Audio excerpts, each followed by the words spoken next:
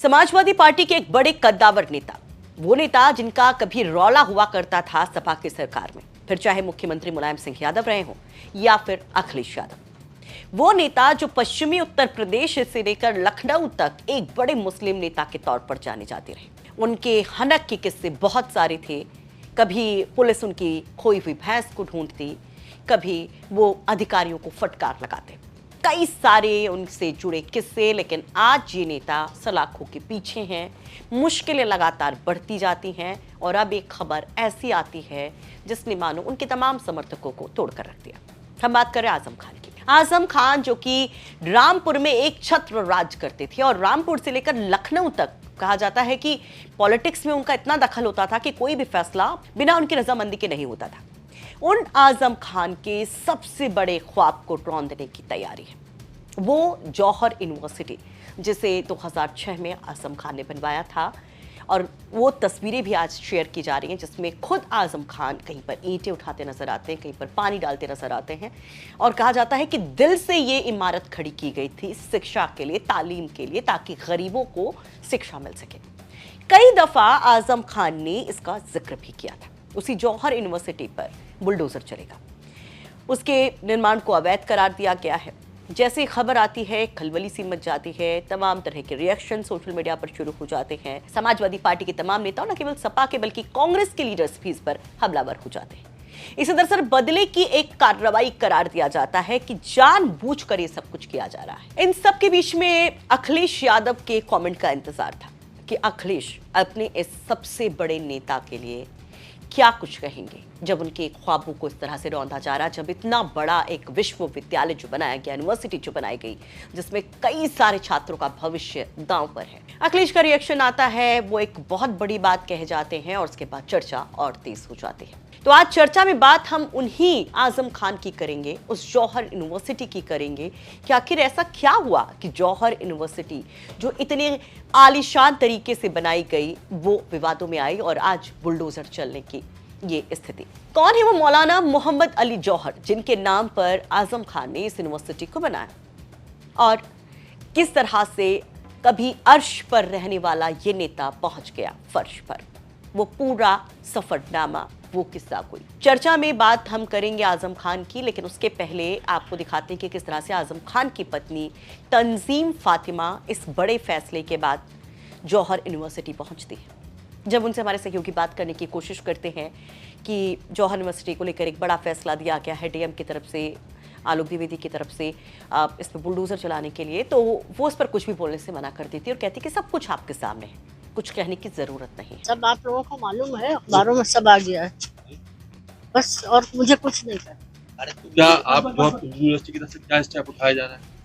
कुछ भी नहीं, ये सब तो जी नहीं, कुछ नहीं मानती हूँ। अभी 15 दिन का टाइम दिया गया है हमें। तो क्या कोर्ट जाएंगे? अभी कुछ कह नहीं सकती। यानी कि उनके इन शब्दों में ही एक बहुत बड़ा इशारा होता है, एक बहुत बड़ा इल्जाम होता है जो खुल करके उनके समर्थक लगा रहे होते हैं। लड़खड़ाती हुई तंजीम यहाँ पर पहुँचती हैं, जौहर यूनिवर्सिटी में अंदर जाती हैं, कहती हैं कि अब कुछ करने या बाकी चीज़ें नहीं मालूम है, 15 दिन का वक्त है। जो जौहर यूनिवर्सिटी का प्रशासन है, एडमिनिस्ट्रेशन है, वो तमाम चीज़ों को देखेगा। इन सब के बीच में सबसे बड़ा सवाल कि छात्रों का क्या होगा, ये सवाल ज़रूर है। छात्र छात्राएं भड़कते हुए भी नजर आते हैं, बहुत सारे सवाल करते हुए भी नजर आते हैं और भावुक होते भी नजर आते हैं।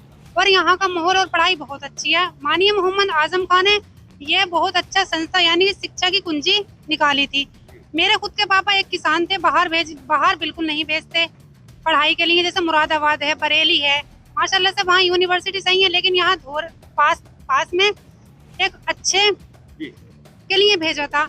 और यहाँ की पढ़ाई टीचर्स माशाल्लाह से बहुत अच्छे हैं। जो सरकार इस पे एक्शन ले रही है वो सरकार खुद जाने, लेकिन सरकार इसमें वृद्धि करे ताकि हमारी यूनिवर्सिटी और अच्छे से इसमें वृद्धि हो, ताकि पढ़ाई अच्छी हो और हम अपने रामपुर जिले का नाम रोशन कर सकें। तो कहा जाता है प्रशासन की तरफ से कि इन छात्रों के भविष्य को संभाल कर रखा जाएगा, उसमें कोई दिक्कत नहीं होगी। बाकायदे कैंप लगता दिखाई देता है जहां पर काउंसलिंग की जा रही होती है इन छात्रों की, छात्राओं की, ताकि वो पैनिक में ना आए। अब जब हम सफर की बात करते तो पहले आपको आजम खान के बारे में बताएंगे और उसके बाद इस यूनिवर्सिटी के बारे में बताएंगे कि किस तरह से एक आलीशान विश्वविद्यालय यहाँ पर खड़ा किया गया था। जिससे न केवल रामपुर बल्कि आसपास के जिलों में काफी ज्यादा कहा गया कि एजुकेशन को लेकर मदद मिलेगी छात्र छात्राओं को।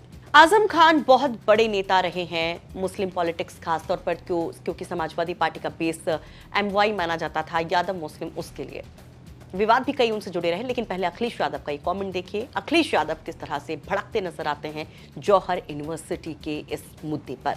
अखिलेश कहते हैं बीजेपी को शिक्षा में भी सांप्रदायिकता नजर आती है। शिक्षा, शिक्षक, शिक्षार्थी और शिक्षा के बाद मिलने वाली नौकरी बीजेपी के एजेंडे में है ही नहीं। भाजपा अपने अनरजिस्टर्ड संगी साथियों के अवैधानिक भवनों को कब ढहाएगी?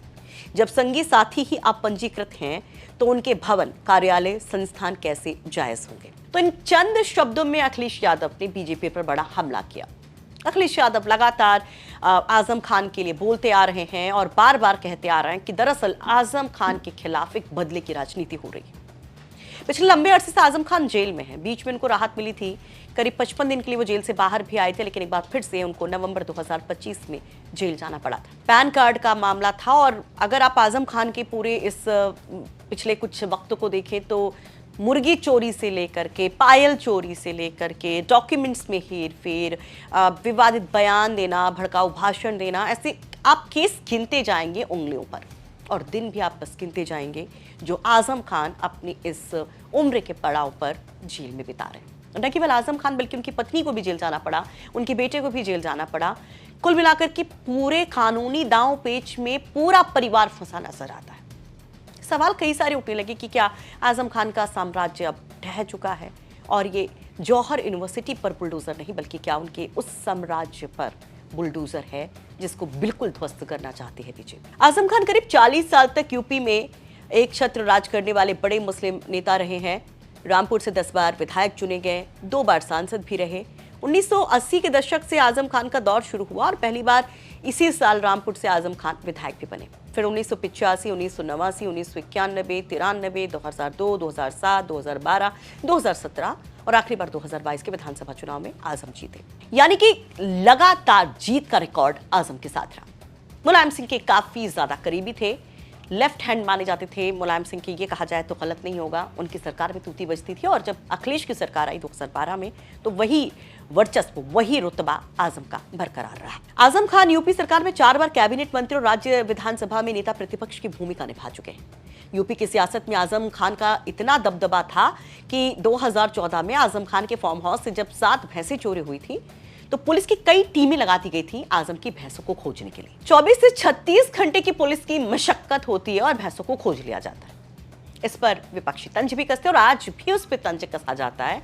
जब समाजवादी पार्टी पुलिसिंग पर सवाल उठाती है, पुलिस पर सवाल उठाती है, तो वही किस्सा दोहराया जाता है कि आप तो भैंसों को खोजने के लिए पुलिस को लगाते थे। सोशल मीडिया पर भी गाहे बगाहे इस पर मीम्स बनते रहते हैं, तंज कसे जाते रहते हैं, व्यंग्य किया जाता है। अब सवाल यह कि आजम खान का बुरा वक्त कैसे शुरू हुआ। 2014 में केंद्र में मोदी सरकार थी और 17 में यूपी में योगी की सरकार बन गई, डबल इंजन की सरकार। एक कर आजम खान से जुड़े कई केस सामने आए, जो फाइलें बंद थी वो खुली, कोर्ट कचहरी का चक्कर शुरू हुआ।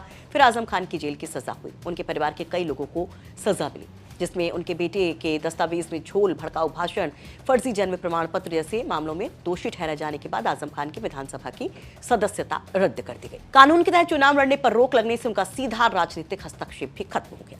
अभी आजम खान जेल में बंद है और अब जौहर यूनिवर्सिटी पर बुलडोजर चलेगा। तो जौहर यूनिवर्सिटी के बारे में भी आपको बेहद खास बात बता देते हैं। जौहर यूनिवर्सिटी की स्थापना 2006 में समाजवादी पार्टी की सरकार के समय पर हुई थी। उस समय शिलान्यास तत्कालीन मुख्यमंत्री मुलायम सिंह यादव ने किया था। 2012 में अखिलेश यादव के मुख्यमंत्री रहते इसका उद्घाटन हुआ था। आजम खान इसे अपना ड्रीम प्रोजेक्ट बताते रहे। वो कहते रहे कि इसका मकसद पश्चिमी उत्तर प्रदेश के गरीब और अल्पसंख्यक छात्रों को बेहतर उच्च शिक्षा उपलब्ध कराना है, हाईटेक एजुकेशन को और मजबूत करना। यूनिवर्सिटी के आधिकारिक वेबसाइट के मुताबिक ये परिसर जो है वो 250 एकड़ से ज्यादा क्षेत्र में फैला हुआ है। यहाँ पर engineering, medical, pharmacy, law, B Ed, management, nursing, paramedical, कृषि विज्ञान, वाणिज्य और रिसर्च सहित कई सारे पाठ्यक्रम हैं। और परिसर में library, computer lab, smart classes, virtual classes, auditorium, stadium, कृषि फार्म, तमाम सुविधाएं, यानी जितनी भी हाईटेक फैसिलिटीज होनी चाहिए एक बेहतर शिक्षा के लिए वो यहाँ पर उपलब्ध कराई गई। 2017 से 2020 के बीच जौहर यूनिवर्सिटी अपनी चरम पर रही। बड़ी संख्या में यहाँ पर छात्रों ने एनरोलमेंट लिया। इसे पश्चिमी उत्तर प्रदेश के प्रमुख निजी विश्वविद्यालयों में गिना जाता था और काफी ज्यादा इसकी तारीफें हुई। हालांकि बाद में कानूनी विवाद, प्रशासनिक कार्रवाइयों की वजह से यहाँ पर स्टूडेंट्स की संख्या कम होती चली गई। विवाद कैसे शुरू हुआ वो भी जानिए। यूनिवर्सिटी कई कानूनी और प्रशासनिक विवादों में घिरती गई और आरोप लगे कि विश्वविद्यालय के लिए किसानों और सरकारी जमीन पर कब्जा किया गया। इसके अलावा वित्तीय अनियमितताओं, जमीन अधिग्रहण से जुड़े मामलों में भी ईडी ने यहाँ पर कार्रवाई की। मनी लॉन्ड्रिंग की भी बात सामने आई और अब ये जो नया विवाद है वो है कि अब दरअसल जब ये बिल्डिंग बनवाई गई तो इसमें 40 भवन बनवाए गए, जिसमें से 38 के लिए परमिशन ही नहीं ली गई और बिना परमिशन लिए अनाधिकृत नक्शे के जरिए उसको बना दिया गया। और इसी को लेकर के अब यहाँ पर बुलडोजर एक्शन की बात कही जा रही है। डीएम ने यहाँ पर बाकायदा जब हमारे सहयोगी ने उनसे बात की तो ये कहा कि 15 दिन का मोहलत दिया गया है, या तो उस कंस्ट्रक्शन को खुद जौहर यूनिवर्सिटी के लोग तोड़े या फिर उस पर चलेगा बुलडोजर। यानी कि अब यहाँ पर प्रशासन ने पूरी तैयारी कर ली, पूरा मन यहाँ पर प्रशासन का है, उसके लिए डॉक्यूमेंट्स की बात कही जा रही है। लेकिन यूनिवर्सिटी प्रशासन का कहना है कि ये तमाम जो आरोप लग रहे हैं कि इलीगल तरीके से कंस्ट्रक्शन हुआ है वो गलत है। लाजमी है कि अब यहाँ पर प्रशासन ने जो तमाम चीजें कही हैं अब ये कोर्ट तक जाएगा मामला। इतनी जल्दी बुलडोजर एक्शन तो नहीं होगा, लेकिन कोर्ट में जब ये मामला जाएगा, लीगल और आगे बढ़ेगा तो क्या आजम को वाकई में राहत मिलेगी या फिर आजम के हिस्से में आएगी एक और मायूसी। जेल में जरूर आजम आज मायूस होंगे, लेकिन खुश भी होंगे कि उनके साथ उनकी टीम के कप्तान खड़े हैं, पूरी टीम खड़ी है। सोशल मीडिया से लेकर सियासी गलियारे तक एक बड़ा यहाँ पर डिफेंसिव एक सर्कल दिखाई देता है जो बीजेपी सरकार को घेर रहा है। वैसे इस पर आप क्या कहेंगे, कमेंट बॉक्स में अपनी राय जरूर रखिए। ये रिपोर्ट तैयार करने में हमारी मदद की है आमिर खान ने रामपुर से।